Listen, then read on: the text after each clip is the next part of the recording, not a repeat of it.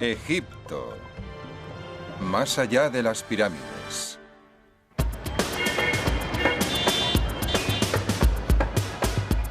El Cairo es una de las mayores ciudades del mundo.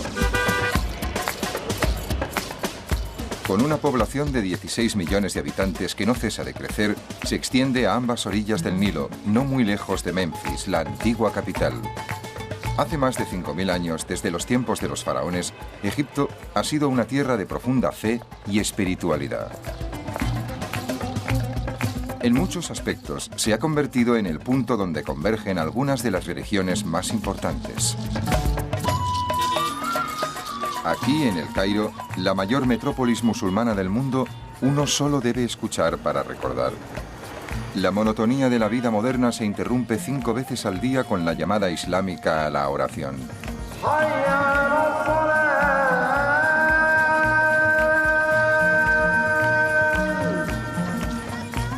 En el Cairo conviven cientos de mezquitas de todas las épocas y dimensiones.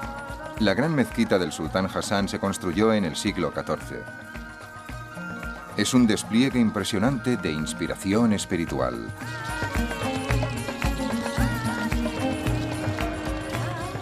Pero el judaísmo y el cristianismo también se habían hecho fuertes en esta ciudad, por lo que sus templos y su fe siguen presentes. La sinagoga de Ben Ezra se construyó en el siglo IX. La leyenda dice que antes de que el Nilo cambiara de curso, la hija del faraón encontró a Moisés en este lugar.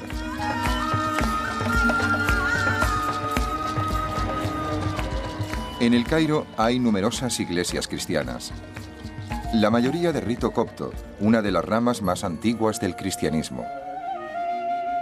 He visitado la iglesia colgante del siglo IV, donde es posible sentir los inquebrantables vínculos espirituales con el pasado de Egipto.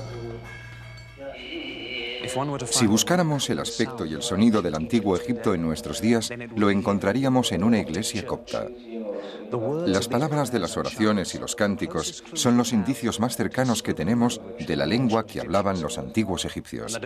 Y la fe devota de estos oficios religiosos tiene un vínculo directo con la profunda espiritualidad del Egipto faraónico.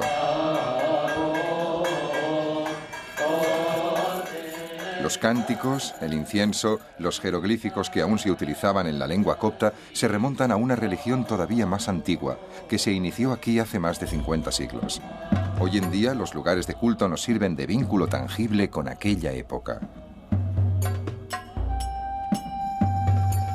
Una época en la que los magníficos templos constituían las bases espirituales de una de las primeras grandes civilizaciones de la humanidad.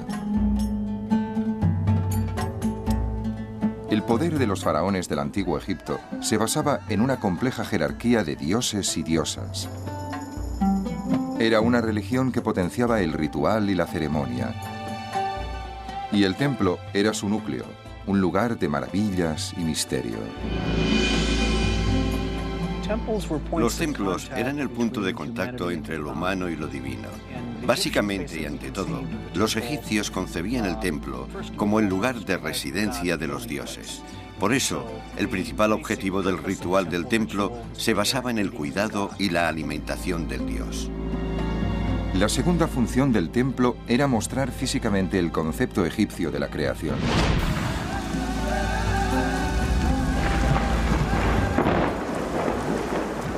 Los egipcios creían que el mundo tenía su origen en una colina primigenia surgida de las aguas, un lugar de caos y desorden.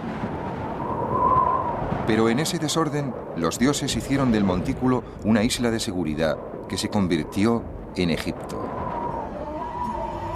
Para simbolizar el montículo de la creación, los templos siempre se erigían con una sección ligeramente elevada en el centro.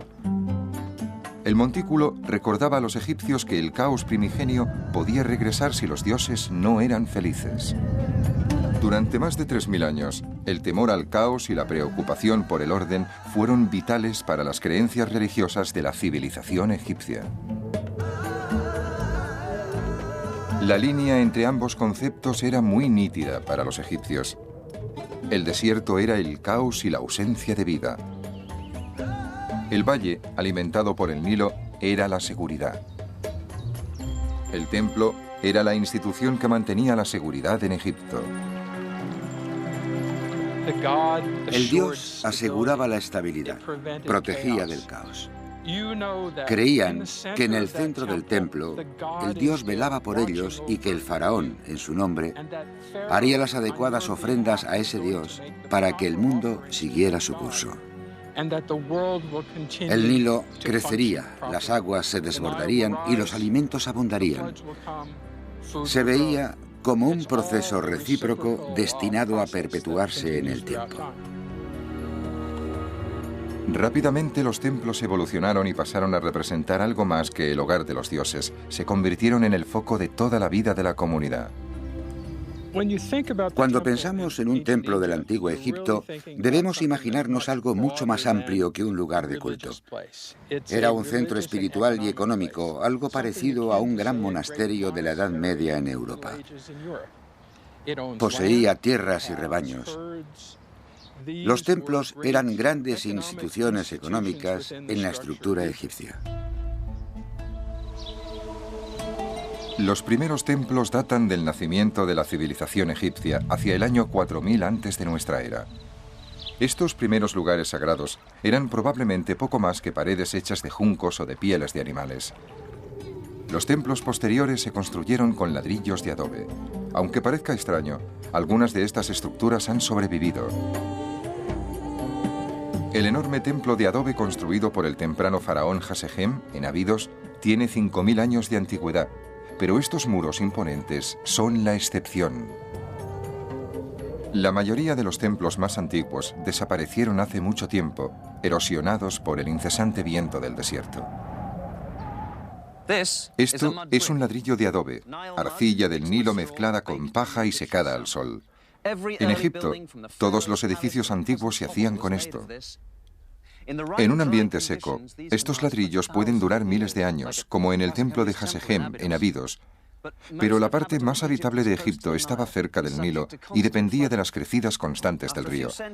Con el paso de los siglos, este material se disuelve y vuelve a formar parte del río. Los egipcios lo sabían y aceptaban que esto sucediera en las casas de los mortales, ya que la vida es solo temporal. Sin embargo, las tumbas de los difuntos y los templos de los dioses tenían que perdurar. Los egipcios iban a convertirse en los mayores expertos del mundo en un nuevo material de construcción, la piedra. Con ella crearon algunos de los mayores monumentos de la historia de la humanidad.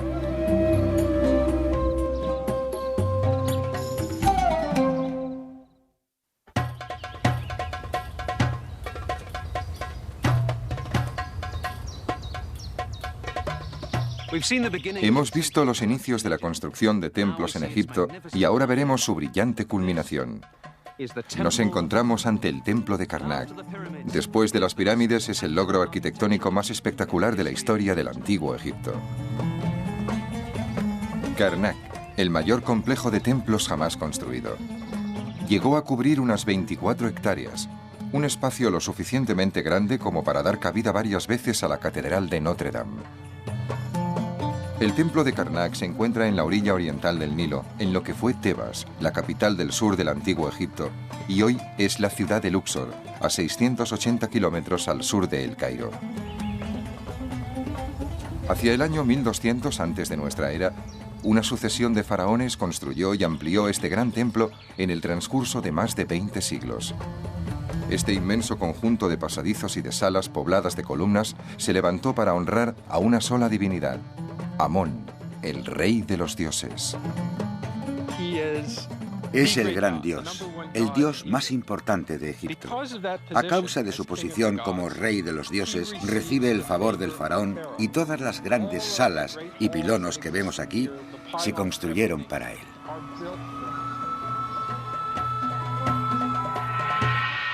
Junto a su esposa Mut, la diosa de la maternidad, Amón gobernaba la capital, Tebas. Amón era, más que cualquier otra deidad, quien legitimaba y renovaba continuamente la autoridad de los faraones.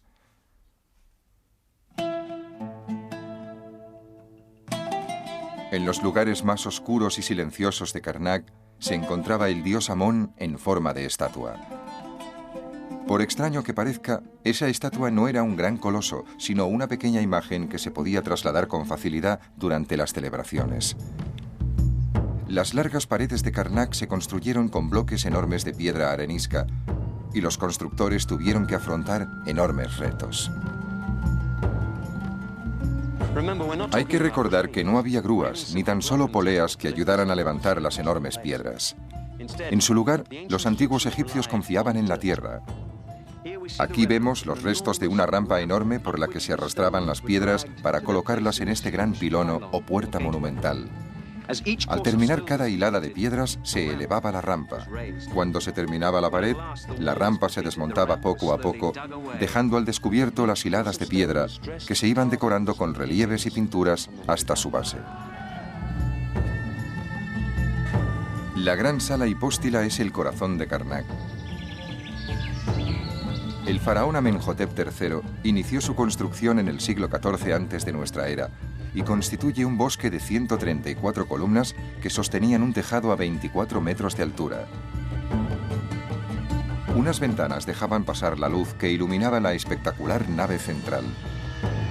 Pero las naves laterales, hoy tan soleadas, permanecían en la sombra. A lo ancho del templo se levantaron 15 obeliscos dedicados a Ra, dios del sol. Los egipcios necesitaron poner en práctica toda la técnica de ingeniería que conocían para esculpir los enormes obeliscos, arrastrarlos por las rampas y colocarlos cuidadosamente en su sitio. La parte superior de los obeliscos estaba cubierta con oro para captar el primer destello de luz del alba y el último del crepúsculo. Esos destellos honraban la importancia vital que tenía el sol para preservar la vida. Esta gran acumulación de mampostería monumental no la erigieron esclavos, sino ciudadanos libres. Todos los egipcios debían estar disponibles una época del año para trabajar en los grandes proyectos de construcción del faraón. Era el equivalente al servicio militar. La mano de obra empleada en la construcción de estos templos estaba compuesta por gente corriente que prestaba un servicio. Les tocaba trabajar temporalmente en Karnak. Es probable que fuera una forma diferente a la nuestra de pagar impuestos. Además, trabajaban en la casa del dios. Era un gran servicio que rendían al rey y a Amón. Con su colaboración aseguraban la estabilidad de la vida en la eternidad. A pesar de que la clase trabajadora construyó este templo, probablemente durante las celebraciones, solo se les permitía acceder a los patios externos. Únicamente los sacerdotes de élite podían entrar en las salas interiores, donde el espíritu de los dioses estaba más presente. Cada faraón, por su parte, debía proclamar su devoción por Amón, y cuando lo hacía, proclamaba su propia grandeza. Las paredes y columnas del templo servían de vallas publicitarias, donde se podía mostrar al mundo la adoración del rey por el dios. El Dr. William Murnane, de la Universidad de Memphis, lleva más de 30 años estudiando las inscripciones del templo de Karnak. Mi interés por este edificio se basa en la curiosidad. Está tan bien conservado que sería estúpido no conocer con exactitud por qué se construyó. Me interesa saber qué nos puede contar sobre la mentalidad religiosa de los antiguos egipcios. La única forma segura de empezar a comprender la importancia de un edificio como este es saber qué esculpieron en sus paredes. Es difícil hacer una fotografía ilustrativa de las inscripciones. A lo largo de los siglos y con el paso de los distintos faraones, se esculpieron nuevos relieves encima de los antiguos. Murnane lo examina todo con cuidado para que cada una de las capas se pueda estudiar minuciosamente. A veces, estas imágenes no son lo que parecen. Una de las cosas que vemos constantemente en el templo es el equilibrio entre cómo son y cómo deben ser las cosas y qué sucede realmente en el templo. En este bello dibujo vemos un pájaro, que es el jeroglífico empleado para representar al pueblo egipcio. Está sentado encima de una cesta. Otro jeroglífico que significa todos. Del pájaro brotan unos brazos. No es a causa de una mutación genética, sino que forma parte de otro jeroglífico. Estas manos extendidas hacen pensar en la palabra adoración, y la estrella de 5 puntas es otro jeroglífico que significa adorar.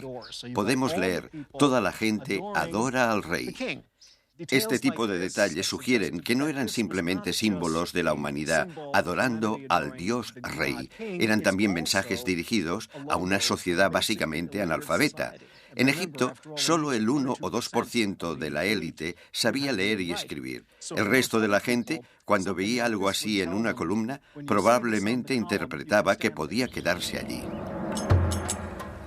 Un pájaro, que de hecho es una señal de control de la multitud, es solo una de las sorpresas que se pueden encontrar aquí si se sabe buscar. El visitante medio también se sorprendería al saber que toda esta mampostería gris estaba pintada con vivos colores. Los pocos fragmentos de decoración pintada que se han conservado nos dan una visión fascinante del fabuloso pasado de Karnak. Dejar constancia de este material es bastante urgente porque, como se puede ver, la pared se descascarilla.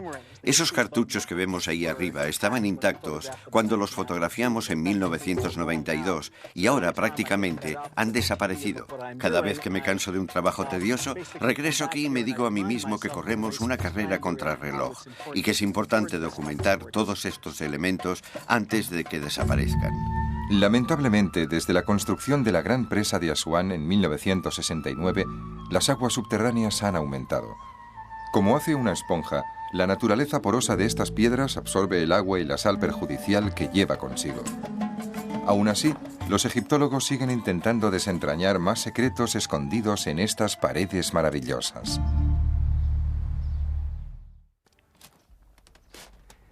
Estamos en el corazón del templo de Karnak, el lugar más sagrado de todos, donde se conservaba la estatua del gran dios Amón. Ahora el tejado ha desaparecido, pero hace 3.500 años este lugar estaba en una oscuridad y un silencio sepulcrales, y tan solo tenían acceso a él los sacerdotes más privilegiados. Todas las mañanas, uno de ellos abría las puertas de la capilla, cuya estatua se encontraba justo aquí. Entonces limpiaba la estatua, le daba un baño matutino y la untaba con aceites valiosos. Luego la vestía con las ropas más exquisitas y dejaba algunas ofrendas, tal vez flores y aceites. En esta gran mesa se servía comida para que el dios pudiera alimentarse durante el día. Evidentemente, el dios solo tomaba la esencia de los alimentos. Transcurrido un tiempo razonable, los sacerdotes se los comían. Finalmente, se quemaba incienso y el dios podía acabar de disfrutar del día en paz.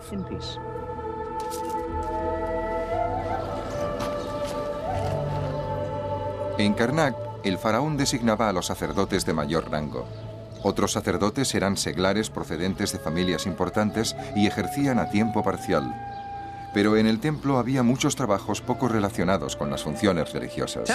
Los templos no eran solo dominios de la realeza y de los sacerdotes. Se necesitaba a cientos de personas para que estos inmensos centros religiosos funcionaran con normalidad. En el templo trabajaban campesinos, carpinteros, canteros, herreros, alfareros y muchos otros empleados que cubrían las necesidades físicas y espirituales del templo. En la actualidad, Charles Van Sicklen excava el emplazamiento de un antiguo taller que había estado al servicio del templo de Karnak. En un periodo de la historia del templo de Karnak, esto fue una fábrica. Aquí se esculpían las estatuas, se hacían las joyas y se trabajaba el cobre. En esta zona, concretamente, encontramos muchos materiales mezclados que nos informan de lo que se hacía aquí. En algunos lugares hay concentraciones de arena con salpicaduras de un metal que aún no hemos identificado, pero que tiene el aspecto de ser algo conocido con una palabra terrible que no nos gusta utilizar en egiptología. Se trata de la palabra oro. Los arqueólogos detestamos encontrar oro porque siempre es problemático y nunca aporta información. La antigua atracción por el oro ha destruido más de un yacimiento. Para los arqueólogos serios, su presencia solo distrae de la investigación de descubrimientos más importantes. Hay una serie de cuencos, unos encima de los otros, que alcanzan una altura de casi 1,5 metros. En ellos se ponía algún material y se dejaba allí para que sedimentara.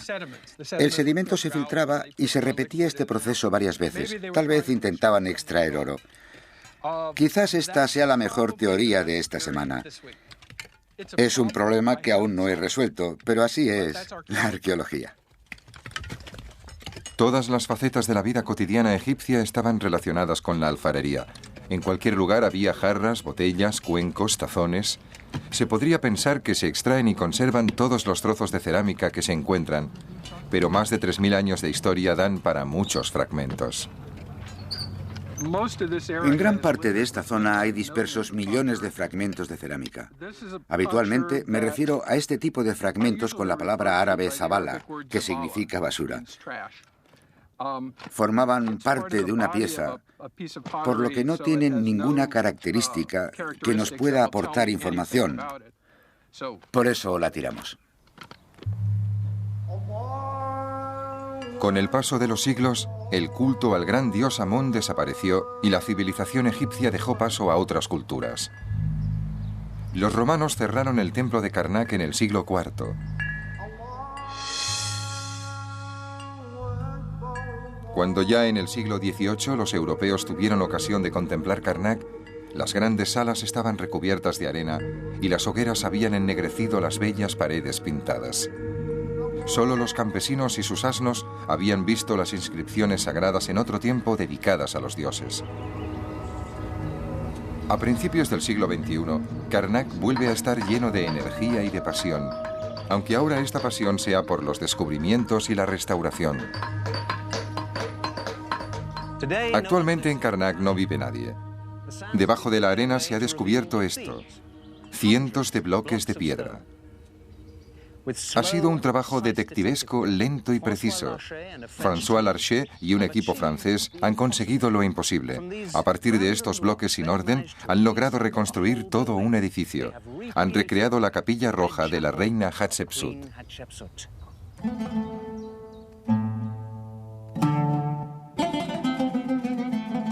Hatshepsut fue una de las pocas mujeres que gobernaron Egipto. En 1487 antes de nuestra era, 4 años antes de finalizar su reinado, esta activa reina levantó un pequeño templo a las afueras de Karnak. Construido con cuarcita roja, se conocía como la Capilla Roja y solo se utilizó unos pocos años. Por motivos que no acabamos de comprender, el hijastro y sucesor de Hatshepsut, Tutmosis III, ordenó desmantelarla. Cuando los egiptólogos la encontraron, 3.000 años más tarde, los únicos restos visibles eran unos pocos bloques de piedra de grandes dimensiones que fascinaron a François Larcher. Cuando vine a Karnak en 1987, vi los bloques de la Capilla Roja y me interesé por ellos. La mayoría de mis colegas me dijeron que era imposible reconstruir el edificio porque faltaban demasiados bloques.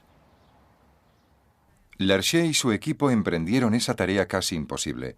Afortunadamente, algunas de las piedras que formaron las paredes de la Capilla Roja tenían unos relieves que contaban una historia. Pero por desgracia, la mayoría de esas piedras se habían reutilizado en otras partes de Karnak. El reto consistía en encontrarlas y juntarlas de nuevo. La primera operación que realizamos para este estudio fue tomar unas 2.000 fotografías de las caras de los bloques. Las fotos de los bloques de la capilla fueron la plantilla a partir de la cual Larcher inició su trabajo.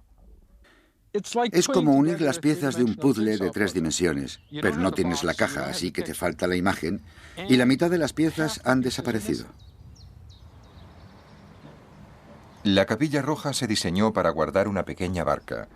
Esta barca se utilizaba para transportar al dios Amón en la importante fiesta anual de Opet, que se celebraba todos los años cuando llegaba la crecida del río. Durante la procesión, la barca de Amón salía de Karnak y desfilaba ante la gente en un viaje que duraba un día y terminaba cuando se encontraba con el faraón. En el encuentro, el faraón rendía homenaje al dios y el dios renovaba el derecho del faraón para gobernar otro año. Escenas de este viaje figuraban en bloques numerados que habían formado parte de la pared de la capilla. Cuando Larcher descubrió algunos de estos bloques, tuvo la clave para comprender el orden de cada hilera de piedras. Si 5 bloques de una hilera tenían una longitud de 76 centímetros cada uno, era lógico que el bloque que faltaba tuviera también las mismas dimensiones. Las escenas de la capilla y las de los sacerdotes llevando la barca tienen la misma longitud.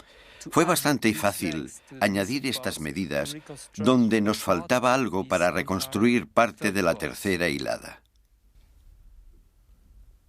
Cuando el puzzle se había construido sobre el papel, solo tardaron 9 meses en reconstruir la parte principal de la Capilla Roja. Era el año 1998. Por desgracia, no se recuperaron todos los bloques. Una fina capa de yeso cubre el espacio de los bloques perdidos. Finalmente se teñirá para que coincida con el color de las piedras originales. En la Capilla Roja todavía se realizan trabajos, ya que se recrean artesanalmente algunas de las piezas perdidas. Pero por primera vez desde tiempos del Imperio Nuevo podemos apreciar la fascinante belleza de la capilla de la reina Hatshepsut perdida durante siglos. Es emocionante imaginar las escenas misteriosas y dramáticas que se desarrollaron en esta pequeña capilla maravillosa. El único día del año en el que el egipcio medio podía ver al dios Amón-Re era cuando se celebraba la fiesta de Opet. Trasladaban al dios desde el santuario hasta la Capilla Roja. En el interior de la capilla había una pequeña barca en la que se llevaba al dios en su viaje. Lo ponían dentro de la barca y unos sacerdotes, con la cabeza afeitada y vestidos con ropajes de piel de leopardo, cargaban la barca sagrada a hombros, la sacaban del templo de Karnak y por la avenida de las Esfinges se dirigían a Luxor, a 1,5 kilómetros de distancia.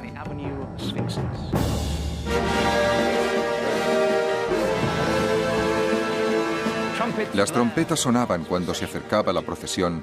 Soldados en carros cubiertos de plumas flanqueaban la ruta. Los espectadores cantaban y aplaudían mientras los músicos punteaban laúdes y tocaban tambores y platillos. Los bailarines se balanceaban al ritmo de la música, los acróbatas saltaban por el aire y en todas partes la gente gritaba ante la visión del dios que daba la vida.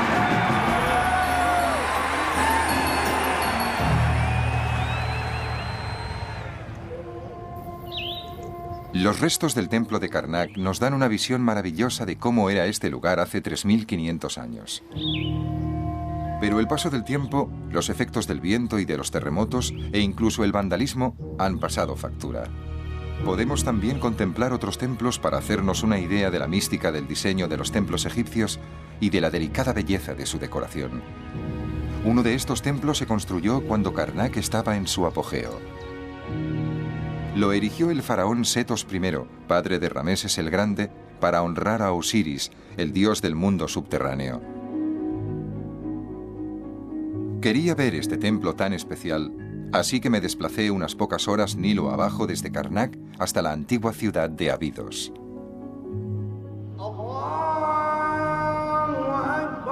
Hoy es viernes, el día festivo de la semana islámica. El muezín llama a los fieles a oración.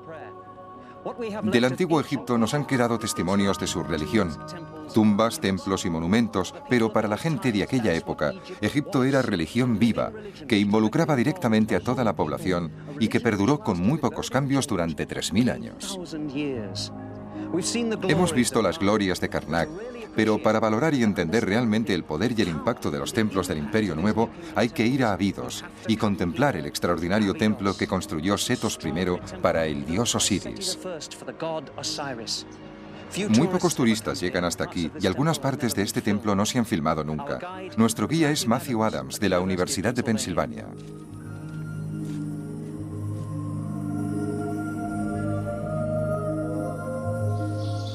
Matthew, cuéntanos cosas sobre este lugar. ¿Dónde nos encontramos?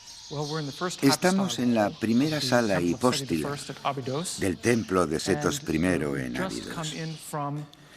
Venimos del mundo de los vivos, iluminado por el sol del antiguo Egipto, para adentrarnos lentamente en ese mundo más tenuamente iluminado de lo divino.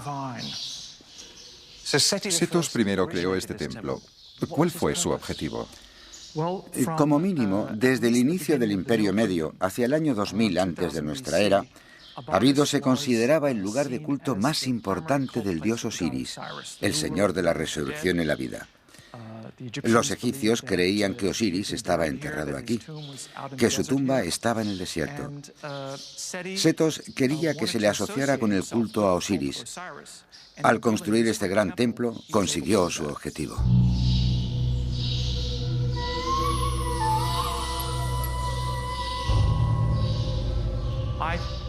Creo que este es el relieve más delicado que se le realizó en Egipto. Es exquisito. Descríbenoslo. Aquí vemos al faraón Setos sosteniendo un incensario. Podemos apreciar cómo la llama del incensario se desvía hacia allí. Se le ofrece a una imagen del dios Osiris que es atendido por otras deidades. Osiris está entronizado sobre una plataforma elevada dentro de una capilla, indicada por estas líneas delgadas que rodean la imagen. ¿Dónde habría estado esta capilla? El templo tenía varias capillas dedicadas a diferentes deidades.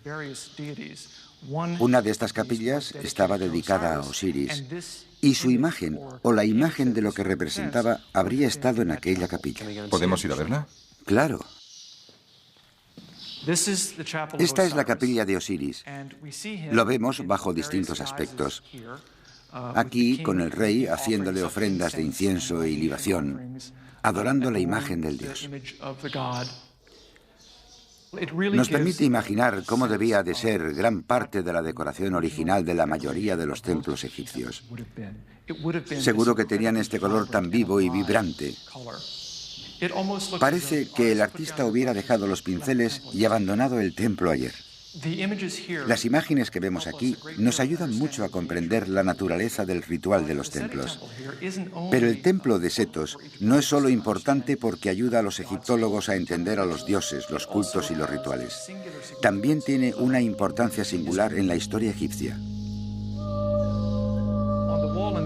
En la pared de esta sala tenemos uno de los documentos históricos más importantes del Antiguo Egipto, algo de un valor inmenso para comprender secuencialmente la historia de Egipto. Es una lista de los nombres de los reyes del Antiguo Egipto.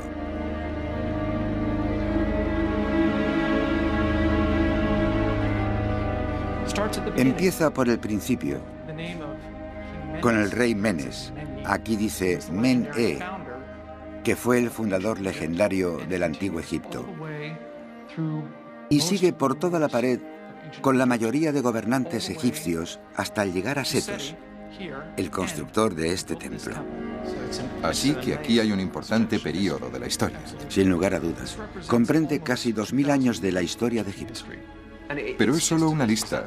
¿Es esta su importancia o nos aporta algo más? Nos muestra que los egipcios ya eran conscientes de la antigüedad de su historia. La egiptología lo habría tenido mucho más difícil a la hora de trazar las líneas generales de la historia del Antiguo Egipto sin este documento y otros parecidos a él.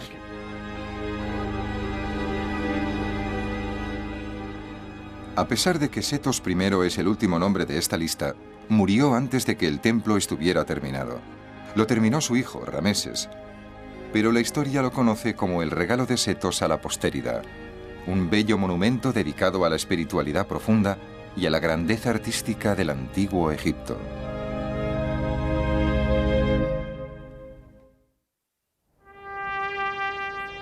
En el año 1570 antes de nuestra era, 10 siglos después de la construcción de las grandes pirámides, se había iniciado un nuevo período en la historia de Egipto, conocido como Imperio Nuevo. Los grandes faraones del período, como Setos I o su hijo Rameses, tuvieron un poder y un prestigio enormes. Gracias a ello crearon y perfeccionaron un tipo de templo completamente distinto. Cruzamos el Nilo a la altura de la antigua ciudad sagrada de Tebas. Justo allí, en aquella orilla, se encuentra la ciudad de Luxor y el templo de Karnak. Pero fue en esta orilla donde los faraones crearon un nuevo tipo de templo, que no estaba dedicado a un dios en concreto, como Karnak a Amón o Abidos a Osiris. Eran más bien templos funerarios, levantados en honor de un dios viviente, el propio faraón.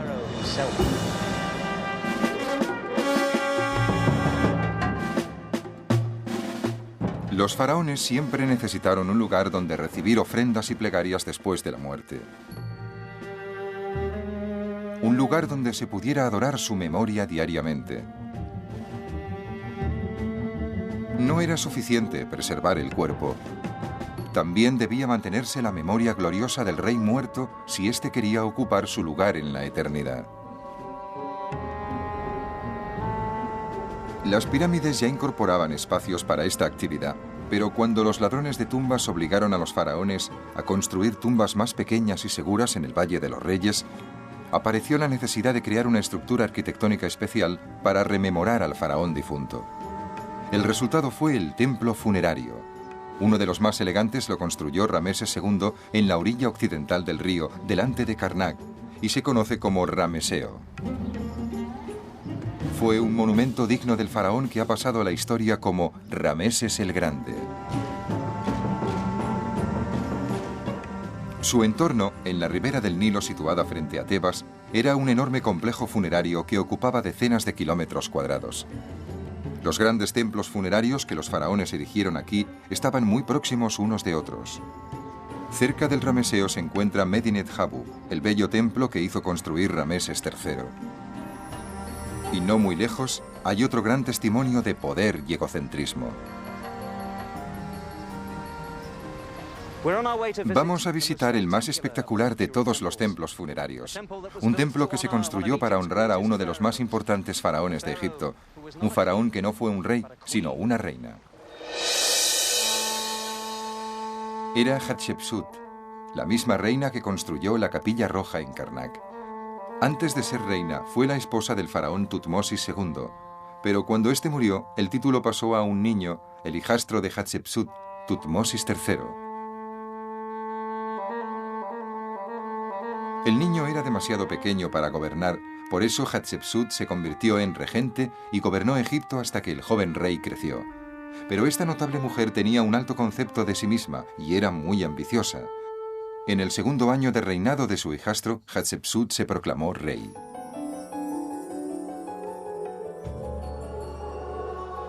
A partir de entonces, decretó que se la representara como a un hombre, incluso con la falsa barba tradicional del faraón. El reinado de Hatshepsut fue pacífico y Egipto vivió años de prosperidad. Se enviaron expediciones comerciales a tierras lejanas y la reina emprendió proyectos monumentales. Pero ninguno fue tan ambicioso como la construcción de un templo para perpetuar su memoria.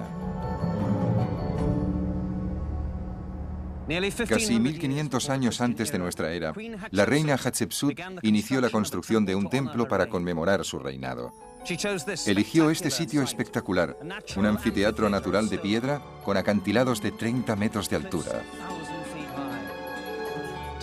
Hoy se llama Deir el-Bahari, pero los antiguos lo denominaban el sublime de los sublimes. El arquitecto de Hatshepsut se llamaba Asenmut. Algunos creen que fue su amante. La reina le pidió que diseñara un templo que perdurara mucho tiempo, y lo consiguió.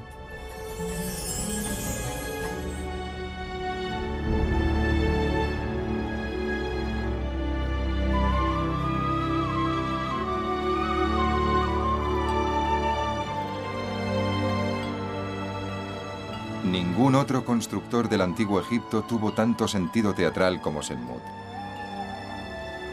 3 terrazas perfectamente escalonadas se elevan desde el nivel del valle y parece que se fusionen con los imponentes acantilados que rodean el templo.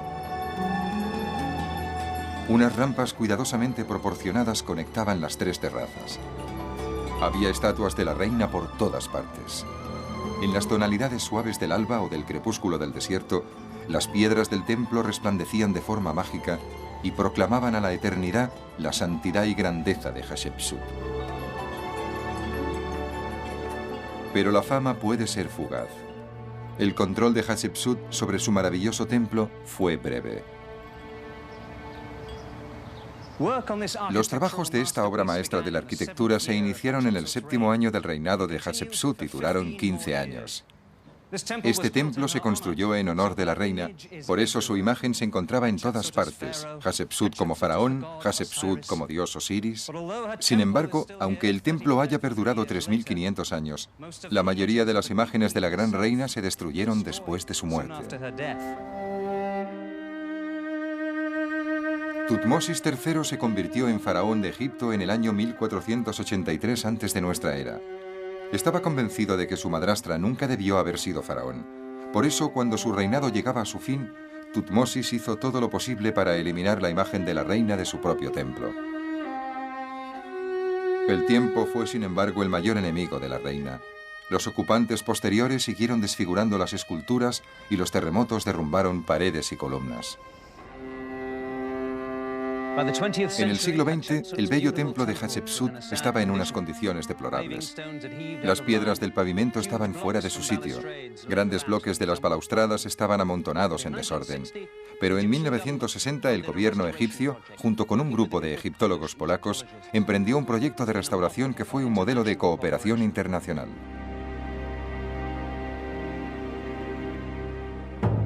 Las partes más críticas del templo, en concreto la tercera terraza, estaban revueltas como los bloques de un rompecabezas para niños. La primera tarea consistió en analizar estos bloques uno a uno y volverlos a poner en su lugar. Hemos tenido acceso a secciones del templo que han estado cerradas más de 30 años. Ha sido una oportunidad insólita de ver de cerca los trabajos de restauración. Para recrear las partes perdidas se utilizan viejos métodos. La piedra se talla en las canteras originales y se trae hasta Deir el-Bahari. Miles de años separan los escultores locales egipcios de los artesanos que trabajaron aquí antiguamente, pero su dedicación y atención al detalle son idénticas. Todas estas piedras están talladas a mano y se colocan manualmente hasta que encajan a la perfección. Luego, después de esta, tendrán que ir avanzando paso a paso por esta gran rampa hasta la tercera terraza. Y por primera vez desde la antigüedad, estará completa. Hay cientos de hombres trabajando aquí. No es difícil imaginar a miles de obreros del antiguo Egipto trabajando hombro con hombro bajo el tórrido sol para construir este gran monumento.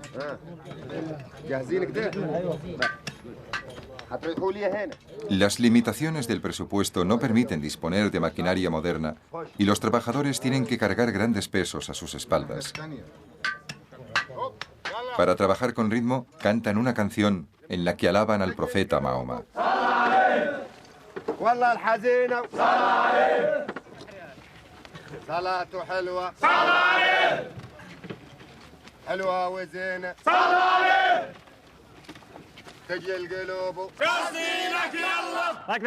Como hicieron sus antepasados siglos atrás, arrastran estas grandes piedras por la rampa utilizando solo las manos.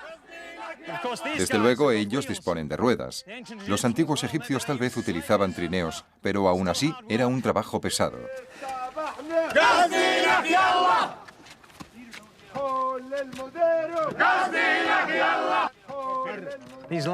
Estos bloques de piedra caliza son modernos, pero están tallados exactamente con las mismas exigencias que las piedras antiguas. Cada bloque es una copia exacta del que había antes. Como un trozo de puzzle gigante, una sección del templo original de Hatshepsut se coloca en su duplicado moderno.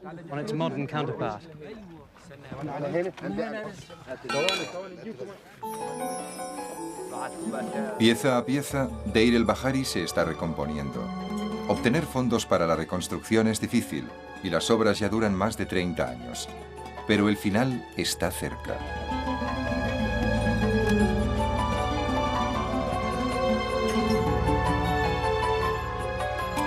Pronto, la gran reina de Egipto podrá contemplar de nuevo su templo maravilloso.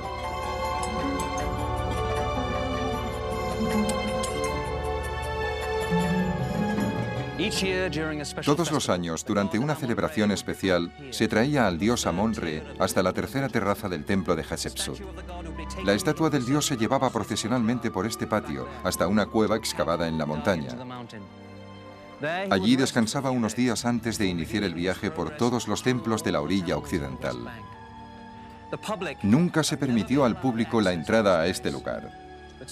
Pero pronto se terminarán los trabajos de restauración y los visitantes podrán pasear por la terraza sagrada y disfrutar de la vista del Nilo, que una vez contempló la misma reina Hatshepsut.